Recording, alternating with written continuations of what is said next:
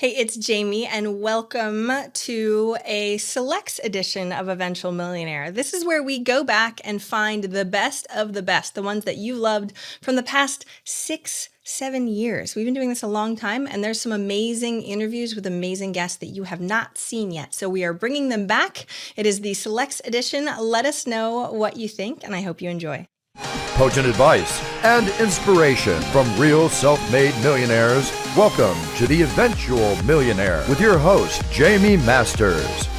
Welcome to Eventual Millionaire. I am Jamie Masters, and I am so ridiculously excited to have Suzy Batiz on the show. She has an amazing product and company, as I'm sure you've probably heard of before, Purge. You can check it out at purge.com or suzybatiz.com. I saw her speak at Capitalism Conference in Dallas, and it was fantastic because her message is so different than what you hear from normal business gurus. So thank you so much for coming on the show today, Suzy. Oh, you're so welcome. Thank you for having me. Well, when I was looking through all your bio and all your info, you really came from the lowest of the low, and yet you're not pushing hustle and grind and you have to do what you have to do. You're actually talking about energy and momentum and breaking patterns. Tell me about why you're shifting things and talking about that instead of grinding and hustling and all that stuff that most of the other people are talking about. Yeah, well, mainly because when I was 38, I filed my second bankruptcy, and I often call it the luxury of losing everything. And in that space of realizing I'd lost everything, I looked back at really my actions, and I had done everything the way you're supposed to. I hustled, I was full of the grind, just push through, make it happen. If willpower could have made me successful, I'm very resilient from having a hard life growing up. So I had a lot of willpower. And what I realized is if I could lose everything, I might as well have a good time because, just nothing is permanent and nothing is for sure. And I was just done. I was exhausted. And I just said, I'm not going to do that anymore. I don't know what I'm going to do in my life, but I'm not going to do that. So that was really clear for me. So I dropped the hustle. Just like that, does it ever come back? Because I'm assuming it was a pre-pattern from when you were growing up too, because hustle sort of got you what you lost in bankruptcy, right? How did you actually do it on a day-to-day basis? Yeah, I think that I'm not sure that the hustle is innate. I think it's something we're conditioned. We're taught to push through. We're not taught to pay attention to our internal guidance system. And really, I'll be honest with you, one thing I've really been tuning in with a lot is we're all just freaking terrified. Everybody's terrified. You're terrified, probably your podcast, this isn't going to be a good interview. Maybe your podcast isn't going to do well. What's that going to look like in the world? What if this Instagram post, me, it's like, oh my God, there's a shadow on this side of my face. But we look at the bigger ripples out. And if you start tuning into those fears or really playing into this really, and not facing the facts that we're actually all just terrified, you just get caught up in the rat race. We're all just running and nobody knows where you're running towards. You're just running. It's like, we got to get out of here. And it's like, well, okay, where are we going and what's happening? And do we really want what we're going to on the other side? I'm so grateful that you said that because I do feel like we're in this cycle and nobody's really happy. And we have entrepreneurs that are miserable, right? Or committing suicide or in this ridiculously tough state. And it could be technically easier, right? So can you walk us through how you actually got through it? Like any steps or any tips or anything that you had in order to manage that? Because it's still there, right? It's still in our head. We are terrified. Yeah, and I think the first thing to do is to really face the fact that we're terrified, just kind of really own, like, I'm terrified. I'm terrified that I'll lose my power, prestige, youth, body, all of that, that we're conditioned that we have to be a certain way. So first of all, fully face it and really feel that terror that kind of is inside of us. And then once you can do that, and the third thing I would say is then look around at reality. Like, I'm going to lose everything. Is that true? And I just sort of look around and go, actually, I'm in a really nice office, today the sun's shining in. So I just become really present and look at reality. The reality is I'm not going to lose everything today, nor is that even possible. I could post a picture online with a big booger hanging out of my nose. I just did it right now, but my life is not going to be over. That's the truth, right? People may not like it and they may think it's gross, but it's not going to really affect my success. So I think we give things a lot too much power in our minds. Yeah. We think about these things and they become bigger. So when you can really fully face it and feel it, it kind of shrinks it down to the actual magnitude it is. It's like, well, if I think I'm going to, if something's happening in my business, sales are down, I think I'm going to lose everything. I could get into the fear and run like crazy, or I could stop and tune in and kind of go, which is feeling, and go, where do I think I could create more health and more vibrancy in my business right now? So instead of chasing dollars, I really more tune into creative flow. And we just this last month in our company went through a huge purge. I had my feng shui lady came. I had a couple organizers. I had everything clean out every desk, throw away any pen you're not using. Let's donate it. And that cleansing process this month, we had the biggest month in our history, so so it was the opposite of running. It was literally, let's remove. And then whenever you remove, it's like a flow and it's like a dam has been moved in the flow of energy. So yeah, when you start just thinking about that and presencing, it's really easy to go, okay, come on. How did you know that purge would, and not as far as like it must result in this, but how did you know that purge was needed? I just saw kind of clutter. Whenever I start feeling kind of contained and cluttered, I can feel the energy and I'm like, we need to clean, we need to purge. We have a lot going on, really too many projects. I went even, so we did a physical purge, but then I also did a project purge. I went to my creative and marketing, like what all projects are we doing? Let's cut 50% of them and let's focus our energy on the 50% that really are going to move the needle, because we get caught up doing a lot of busy work in life. A million times, yes. And then we ignore all the feelings and just keep on keeping on, right? So how did you get better That's at it. feeling the feelings? Because normally when you say you feel the fear and you go into it, it's usually people assume that's the spiraling, oh no, worst case scenario, that thing. But you're saying feel what the actual sensations feel like. Tell us how you got good at that. Well, I think you can do both. You can go all the way down into the spiral. The problem is we don't go all the way down and imagine. For example, I think I'm gonna lose everything. Can you really sit there and imagine, okay, so I'll lose my house, I'll lose my cars, I lose everything. I'm laying out on the street, and really visualize yourself, like look around and it's like, oh, I'm okay somehow. Like it's all okay. So I would say go into the spiral, but go way into it, right? All the way to the bottom. And secondly, I started working with a somatic therapist about probably 14 years ago. And I remember the first time she said, where do you feel that in your body? And I was like, what body? That was my answer. Like I literally was a talking head, which most of us are. I had no idea that my body was available.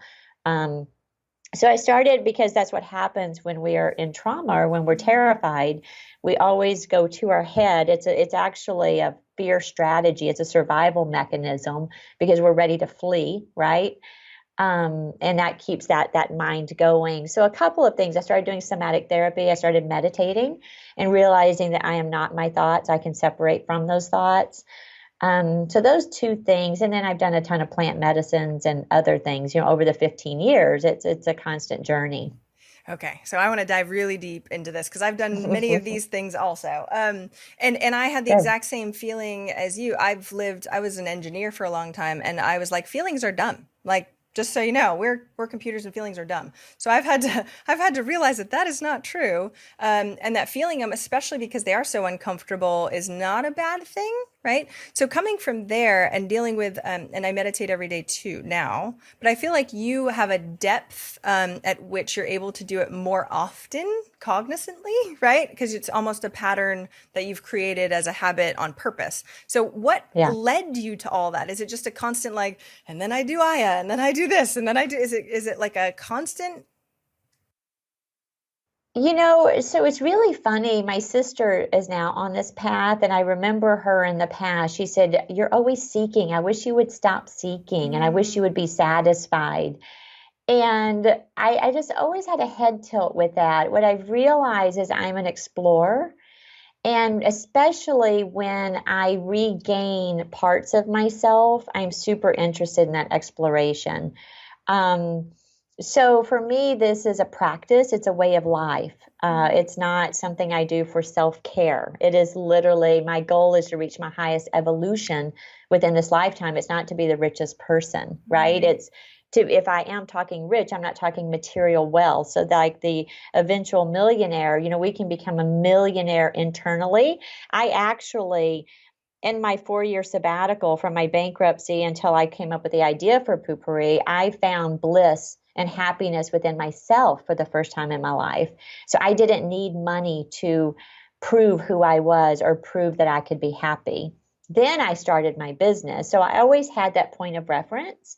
So I usually tell people, I'm taking people now through an abundance course, and we talk very little about money. Abundance actually means plentiful and a lot of something. So you can say, I'm abundant right now. You have abundant air, you have abundant sunshine, it's sunshiny here. Like look around you, look at the abundance. So to say I'm not abundant is not true. And wealth actually means well-being.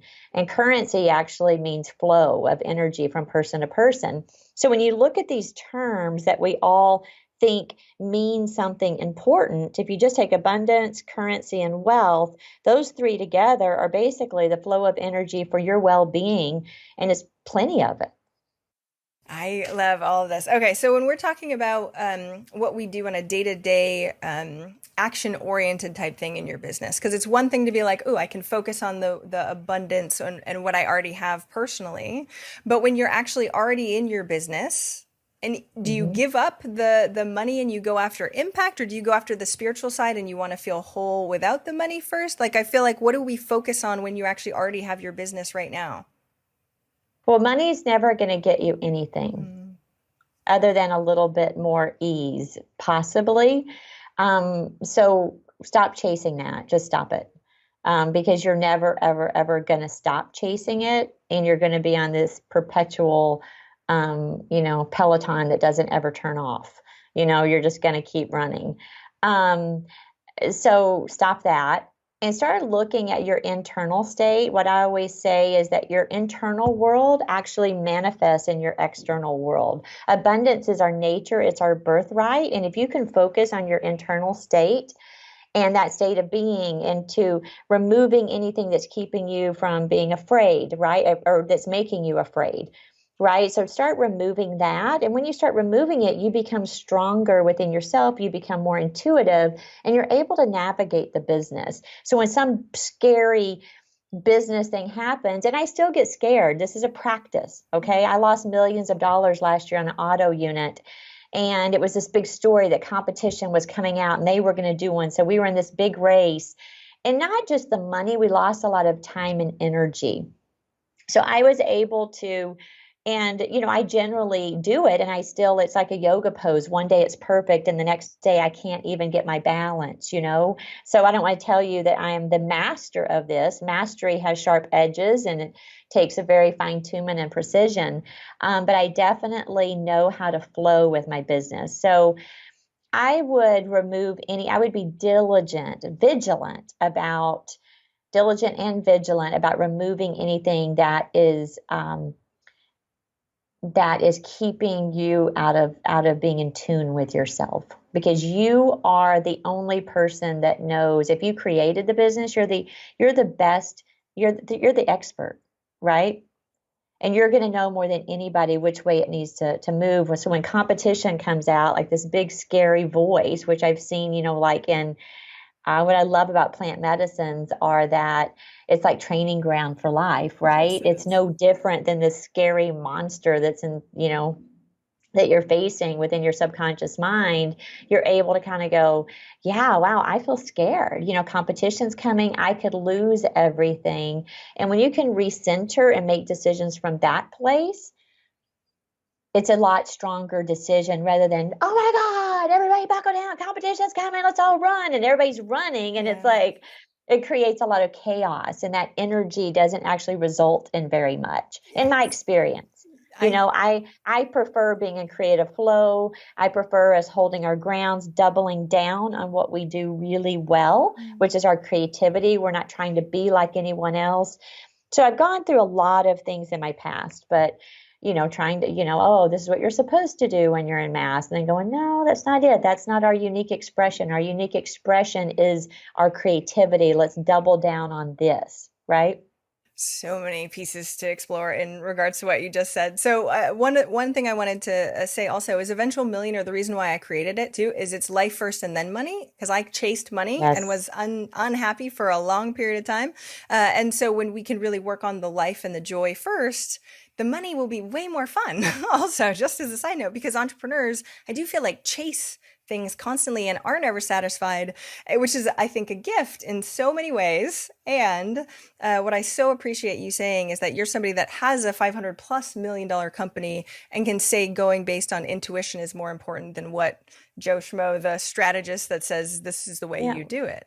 How do we do that, though? Especially because with all these gurus telling us all the right things to do, tapping in can be really hard to find out what is you versus what is everybody else saying stuff. It's not really hard. You're just not stopping. So when somebody is giving you information, notice, how do I feel? Do I feel excited? Do I feel like I kind of want to back off and be out of this conversation right now? Just really notice. You don't have to be a master at intuition. Most people will tell you when something has happened in their life that they didn't want to, like, I knew that was going to happen. It's like, what? Who knew? So there is already a knowing within us. So just really slow down. And as someone's talking strategy to you, which I think strategy is great, but does that strategy work and resonate within you? And I always give the example of it's like taking your child to a doctor. And the doctor says, well, I think his tonsils need to come out. And you're like, I don't know, that feels pretty aggressive. Does little Johnny really need his tonsils out? So you go get a second opinion, third opinion, then you can kind of fill in and you go, actually, I think the problem is dairy. I think dairy is what he needs to get off of first before we take such drastic action. So I think that as if you would claim that if this is your idea, it is your business, that you are the expert and really start exercising your expert energy or expert muscle, then you will realize there is no greater expert in the business than you. That idea came to you, you birthed it. Now, if you take on someone else's business, you're a step parent, there's some things there, but if you birth this idea, you're going to know what to do. So stop acting like you don't. That's another thing. We act like, I don't know. Everybody gets caught up. So we're in fear and we're addicted to drama. We watch it on television. We have it at the office. We gossip. So whenever you take my course, my abundance course, I remove all of that. I remove all negativity, all gossip, talking about other people. Really, it's a drama cleanse for 90 days. Every human needs that. Whether you're a business owner or not.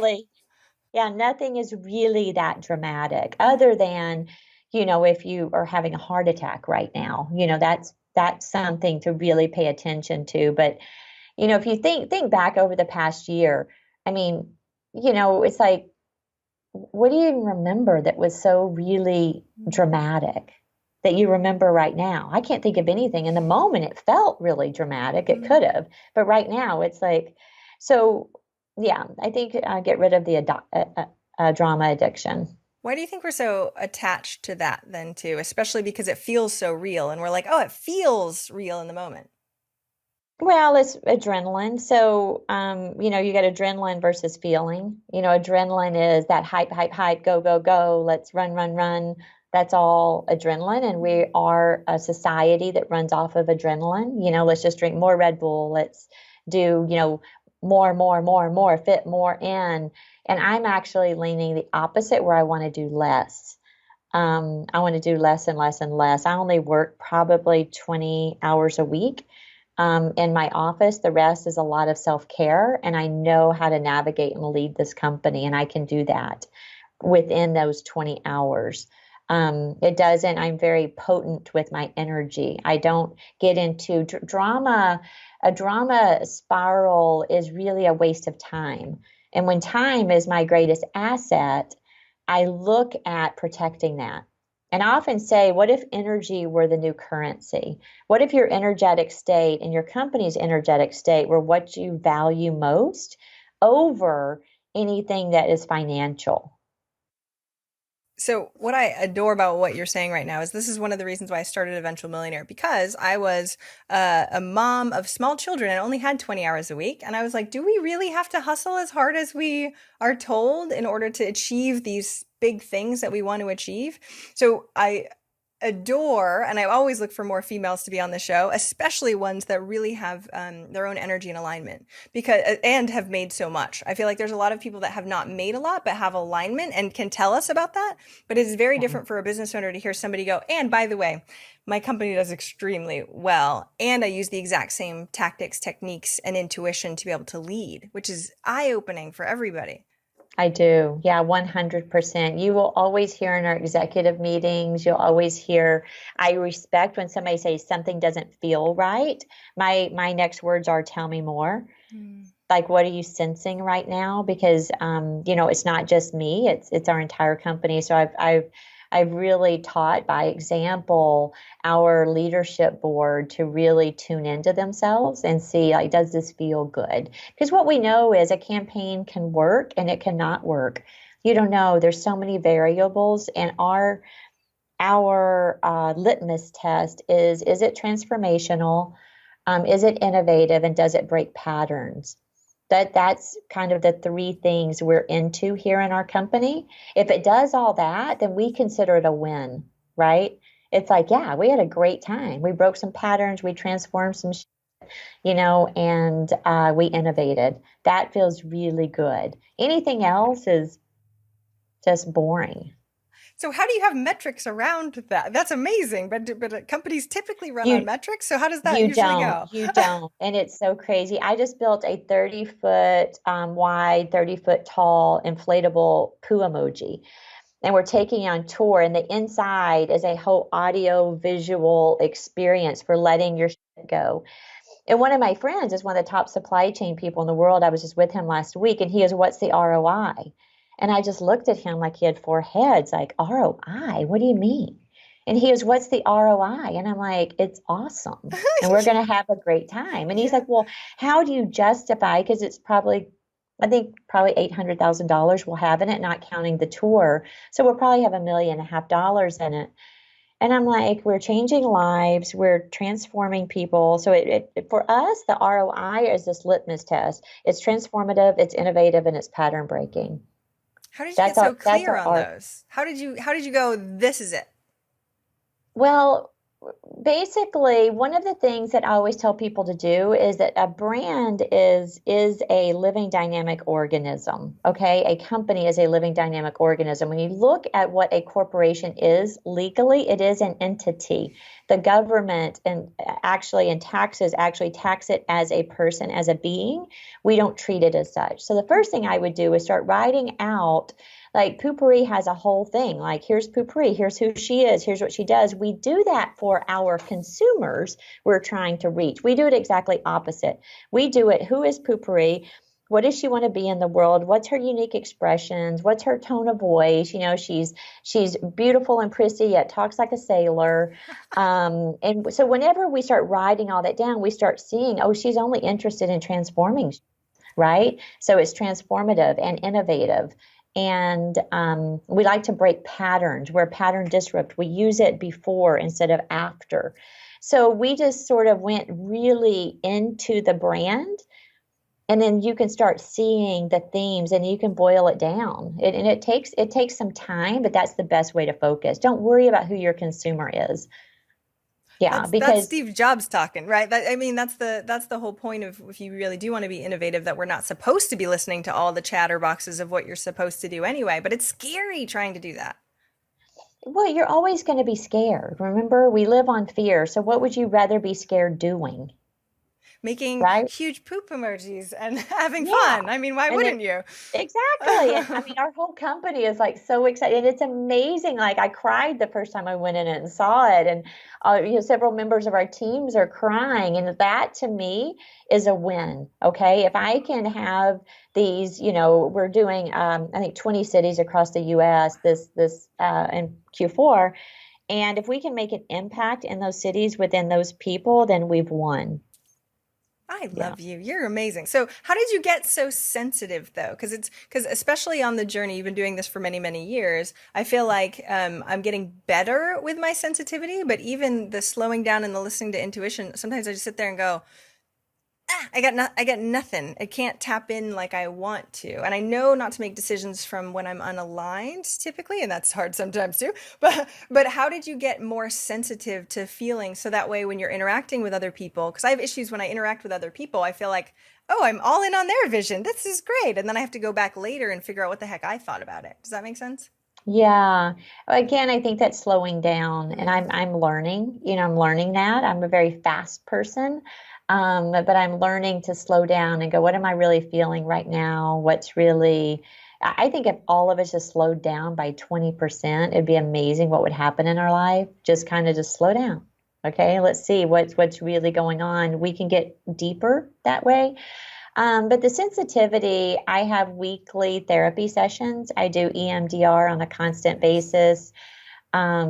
This morning, for example, my morning is about 3 hours. I had tea. I did yoga, which is more like yin yoga and Reiki. Um, I had an IV drip. And then I meditate every day. That's a non-negotiable for me. So that's the way I start my morning. And that's what I prioritize rather than getting in and making some big business decision. Yeah. So anyway, sensitivity. Just keep doing therapy. Plant medicines are huge for that. And really being committed to deprogramming yourself. We've been programmed.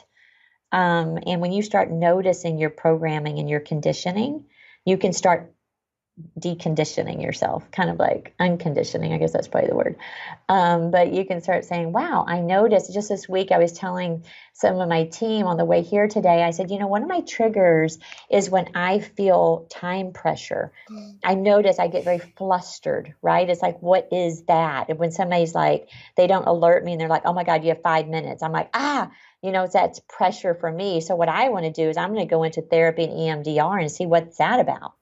I love it. Okay, so I have the time pressure thing also. So what you're trying to do is you're going, as things pop up and my awareness gets better and better, I'll just make sure I actually take the time and effort to or ease maybe to go into that and have Yes. help with it so that way I can learn a little bit more because I feel like sometimes the awareness is worse because you're like, I'm doing that thing again. I'm doing it again. Like I've made it so my children can actually tell me when I'm doing something, which is Yeah. maybe not a good idea because it doesn't always help with the remedy of it. The awareness is definitely there, which I know is the first step. But I feel like the is EMDR like works very quickly, or do you have an inventory of this stuff, or how do you actually manage it? Because there's a lot of programs, not just like one, right? Yeah, and I think you just go towards what program is turning you on right now. I actually, EMDR for me goes to the top of my list because it actually changes your brain. Cognitive behavioral therapy, the Amen Clinic told me has no change in your physical brain. So we start thinking of the brain as an organ, and you can see PTSD in your brain. I look at that. So what I found is life gives me what I need to work on in the moment. And that's my priority. Like right now, it's like, wow, I noticed that's a trigger. What is that? So I become curious. And that's how I slowly become more sensitive, is just kind of slowing down. And I think meditation and the plant medicines and therapy really helps you kind of come out and look back down at the experience rather than being so fully in it. I know plant medicine for my friend had PTSD horribly bad, changed his life completely. Like the amount of work that both that and I've heard a lot about EMDR. I've never actually tried it. Can you actually explain it to people so that way they understand a little bit more about what it is? Yeah, it's eye movement desensitization response. And basically now it's more advanced. It used to be you move your eyes whenever you go back into trauma. Now there's like buzzers on your ears. I mean, a beep in your ear and a buzzer on your hand that alternates. So what you're actually doing is breaking the synapses in the brain. And it's that synapses that we learn from 0 to 7. We don't have our first conscious thought till we're 7 years old. So depending on your life from 0 to 7, that is all programmed. You are learning. So something terrible happens, your brain sees it and treats it no different than that's a tree, that's a fork, that's a spoon. It's like, oh, be scared of that, right? So then you are. And you can go back through and it just actually breaks the synapses in the brain. It's very effective for PTSD. I love the science behind it though. So it's not like, oh, just Yeah. plant medicine, spiritual woo-ness. It's like, no, no, no, look at your brain before and after. There's changes that happen and we can Yeah. measure that stuff nowadays, which is And there's amazing. and there's a lot of science out there with plant medicine. Psilocybin has a huge research, MDMA, Even the vet used in places are used using them for vets that have PTSD. If the VA hospital is using it, there has to be some sort of science behind it, people, just so you know. exactly. So I really hope that we can at least get decriminalization, Yeah. and hopefully legalization of some of these because I do believe it'll help. Yeah, I agree. Yeah. How do you know when it's quote unquote fixed, right? Because that's the other thing too. It's not really measurable. It's like, I think it went away. Is it going to come back? Like, am I still running it? How do you really measure that or know when you've sort of gotten past something? I think it's really fun when my experience is life will give us what we need to test it.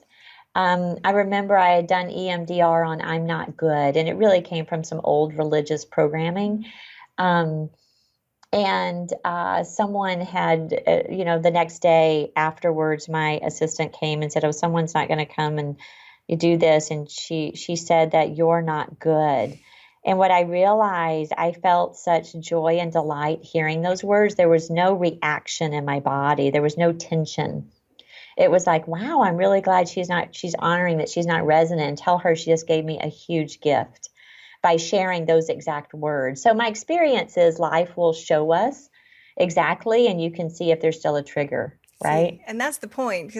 Because we get so triggered and so running from our own programs, we're not even really real. We're not really us in making decisions or whatever it is. It's just triggers. No, it's all triggers and conditioning. And when you start realizing that, that's when you start going, holy, like who's been making decisions here? And no wonder it's so screwed up, right? Yeah. Yeah. And So you everybody's start got something. regaining, yeah, and you start regaining yourself back, Yeah. pieces of yourself that you just abandoned a long time ago.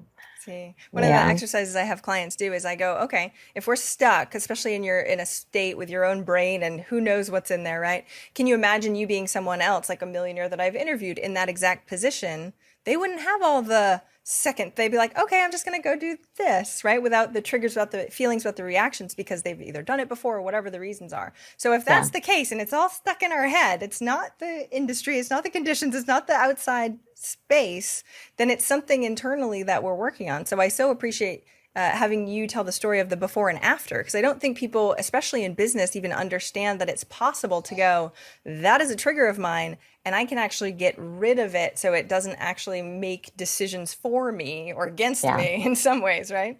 That's it. That's it. And also realizing that you are way more powerful than you think.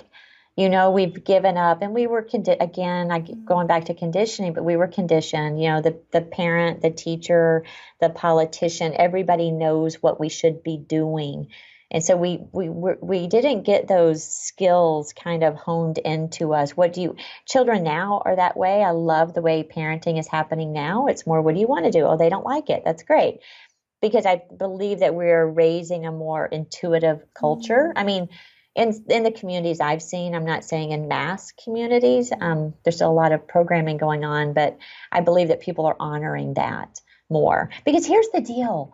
Let's get real. What we've created the past 20 years is killing our planet, it's killing ourselves, and most people aren't having a good time.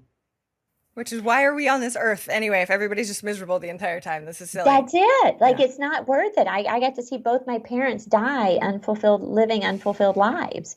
It's like, no, I don't want to do that. Yeah, I want to go for it, because then if I fail, which, like I said, I've had the luxury of losing everything, I know I'm going to be okay. The person listening right now doesn't know that, but I assure you, you're going to be okay. You know, so keep reaching and keep looking inside at what is inside me that's holding me back from doing this. That's what I'm more curious about. I love it. Sure, I can jump, but what is inside of me that's keeping me from jumping? Where and who told that to me? Is that really me, or did someone instill that to me? And it's probably, don't jump off that swing, Suzy, you're going to get hurt, right? Yeah, right. It's Yeah. as innocent as that, someone innocently. So when I'm talking about programming conditioning, it's not that everybody's horrible and you shouldn't go to your parents and beat them up. They wanted your well-being, or what they thought was your well-being, but it actually suppressed us in a lot of ways. So as a parent, this is what's so difficult. I know that logically, so I'm trying to let my children really understand how they're way better at it than I am. So go them, right? About knowing what they want and how they feel as they navigate through this world. But where is the line of having them actually have grit and be responsible and get past the I don't feel like it mode, right? They're higher. Yeah, I don't know. Did you ever listen? There's an amazing, we're going to go meta here. There's an amazing podcast from, what is that? The Invisible. Do you know that podcast? And there's one about how to become Batman. Ooh. Yeah, listen to that, because it's a guy who's blind and he literally has learned to tone, like, Yeah. and he feels the whole room by tone. And what's so amazing about that is he trains people to do that. So I don't know. I raised my kids with a lot of conditioning. I did. I didn't know all of this when I was a young parent, right? I'm discovering it now and I'm shouting it as much as possible. And I tell my kids now everything I learn, like, honey, I conditioned you to be that way. It's your job to get yourself out of it. You're like, oops, sorry. We're screwing Yeah, up somehow. that's, Yep. and that's another thing. You're not Yeah. going to be able to do it perfect. Yeah. But there's also an instinct in you. It's like, I don't know. That's hard. That's a tough one. I know I do it a lot here at the office, like just watching and gently persuading rather than pushing. My VP of creative, she's 30, she's a senior VP, she's 31. She wanted to be a director, so I kept giving her fertile soil, and now she's off directing, shoots all the time. She writes them, she scripts them, she directs them. It's not a big deal to her anymore, but it was a big deal in the moment. She was terrified. And I just kept saying, what are you terrified of? Like, what's the worst thing that's going to happen? So you're still uncovering. Yeah. So for the children, especially using that tactic when that fear pops up. And what's so tough, though, is when that fear pops up in kids, or in any human, it's hard to manage. You can't really talk. You know what I mean? You have to let it sort of pass through, right? Well, yeah, and I will tell you, my mentor, Gay Hendricks, taught me something really important about fear. He said, whenever you feel afraid, you need to, number one, see, is there a real danger or a real threat, right? Because fear could be alerting you of something. Yes. And sometimes I will, if I wake up, and I don't do it anymore, but I used to wake up and be like, I'm going to lose all my money, right? That was a big pattern for me, as I had been bankrupt twice. Yes, exactly. I did. Yeah, that was reality. Based on experience. And I would call my accountant and say, how are we looking? How are we looking for next month? How's our cash flow? Is there anything I should be worried about? And they say no. And then if there's not, realize it's just an upper limit, or it's something that thought is to keep me down, right? And then I can just realize, oh, that's just some silly fear. That's not reality. Again, let's go back and face. So I don't want people to be in denial, thinking everything's going to be wonderful. So if you feel afraid, look around and go, is there anything to be terrified of right now? Probably not. And if there isn't, oh, that's just a limiting fear and a belief. And you can actually start feeling in it. Actually probably feels a little more like excitement, like standing on the edge of the cliff and you're like ready to jump. Well, of course you're going to be scared, right? You know you're going to be okay, but there's that point when your toe, that last toe gets off the rock, and then gravity sets in and there's no reversing. So I actually put people a lot in this course that I'm writing right now. I put people into that moment of when there is no backing up, What's the moment of where you can't undo what you just did towards your dream? I know. Oh, I can't hear you. Can you hear me? There we go. Oh, Sorry. okay. Yeah. That's, So I've interviewed Gay Hendricks. So everybody listen to that because The Big Leap is amazing. And it's so awesome to hear his principles lived out through you, because it's one thing to hear the stories about upper limiting problems when they're already past. Another one being like, and we're going through it right now, and this is what we do. We have to expand out of our comfort zone, and the anxiety and excitement are so close as far as feeling goes. And leaning yes. into the ones that really can serve us instead of backing out is huge. Do you do that thing where everyone's like, oh, get out of your comfort zone every single day, or how often are you pushing yourself energetically? Um, I don't know about that. It's like those, again, those are other things that's driving us towards something. I more go, what do I want?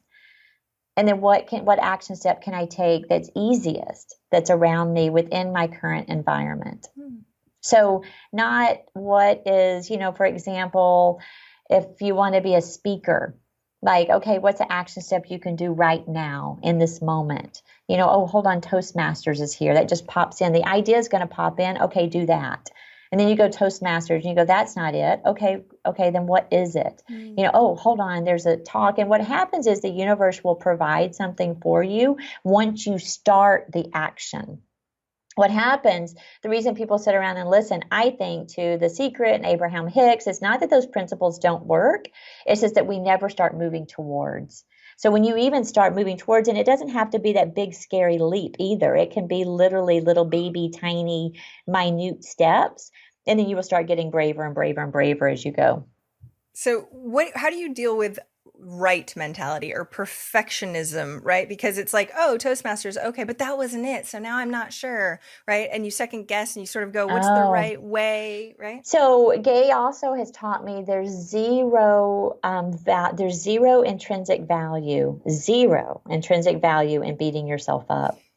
So I have learned by default that everything I do is for my learning and growth, or else it wouldn't be in my path. Mm.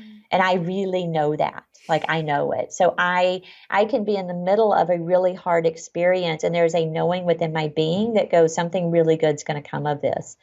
And I can still fully feel as I'm going through it, but I know it isn't some spiritual bypass. Like, I literally know I will grow, because that's my commitment, is to learn and to grow through everything that I go through.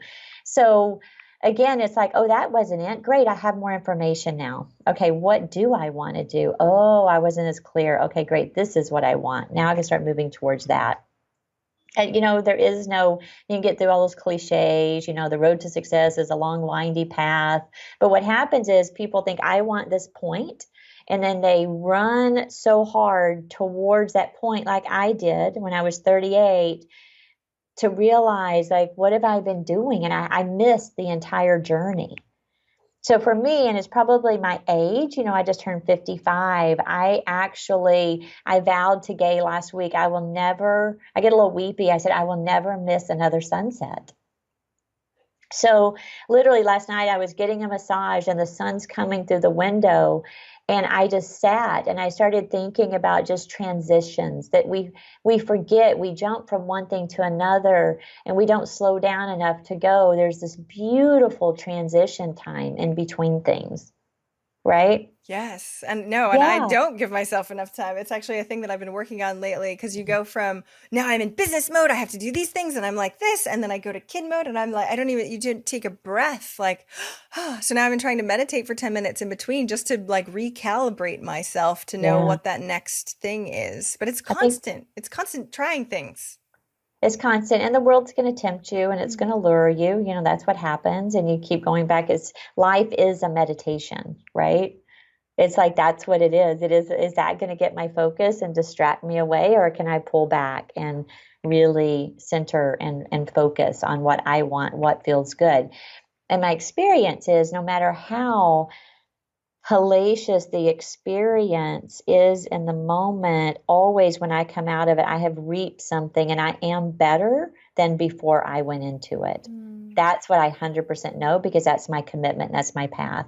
I don't run around telling everybody the drama about it. Sometimes I do. You have your drama friends, but then I go, this doesn't feel good. What feels good is me going in and saying, how is this here to serve me?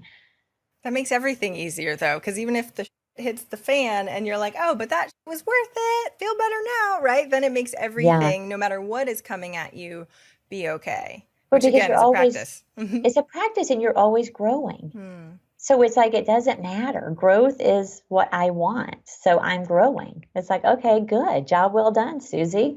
I often tell people this, building this business has been sloppy and messy, but I've grown a lot as a person inside. And that is a greater reward for me than being on some Forbes list. The Yeah. Forbes list is great. Thank you very much. But you have no idea how rich I am inside.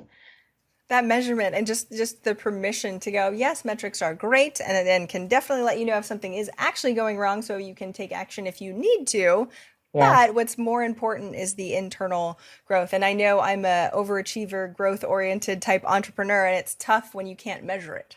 When you can look back and see, look how far I've come, but it also, you look forward and go, but I have so much more to go because we're never going to be perfect, right?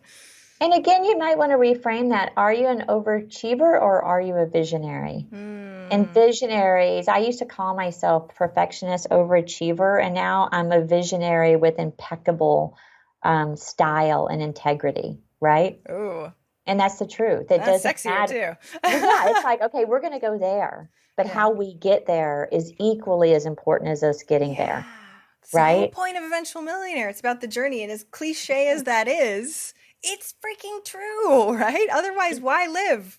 And you should change it to eventual billionaire. I own that also. Yes, Come on. definitely. I need to upgrade it here. I definitely agree. I definitely agree. Yeah, let's do that. I so appreciate you helping people along their journey. But the main thing is start trusting yourself.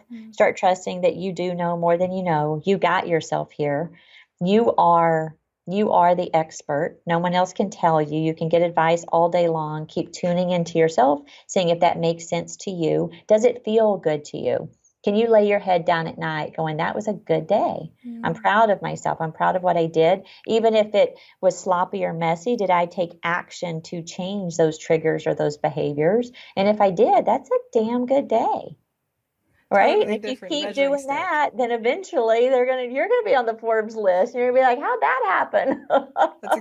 That's exactly what everyone needs to hear right now. And I know we have to start wrapping up. I could talk to you all day. What is one action that listeners can take this week to help move them forward towards their goal of 1 million? Yeah, just start dropping whatever's dragging you down. Like, just think of yourself as like you are in, if you're a kite, what is that counterweight that you've done? Is it a relationship? Is it a job? Is it a friend? Is it where's your counterweight? And start removing the counterweight, and you're going to naturally fly. I love it. And that's scary. And then we have to go back and listen to this episode like 5 more times so that way they know what to do when they're scared too, because that And it's all matters. perfect. Yes. Exactly. Where can we find more about you and especially the course that you're coming out with? Because it sounds perfect. Yeah, SuzyBatiz.com is my that's my website, and you can see me on Instagram. I'm Suzy Batiz, and I've been monitoring my own Instagram. So if you go on there, you're talking to me, which is good. Facebook and LinkedIn, I might have little minions over there helping, little Suzy's. But yeah, and just I do many podcasts like you, Jamie, just really tuning in and sharing because there is an abundance here. There's an abundance of knowledge that I've gained just going down the road. Like, yeah, and I get it. Love yourself. Easier said than done sometimes. Make sure everybody that's listening, go subscribe to Suzy's podcast, follow her on Instagram, especially for whenever that course comes out. Thank you so much for taking your time today to be with our listeners. I so appreciate, and with me, I so appreciate it. Oh, thank you. You're a delight. Keep doing what you're doing.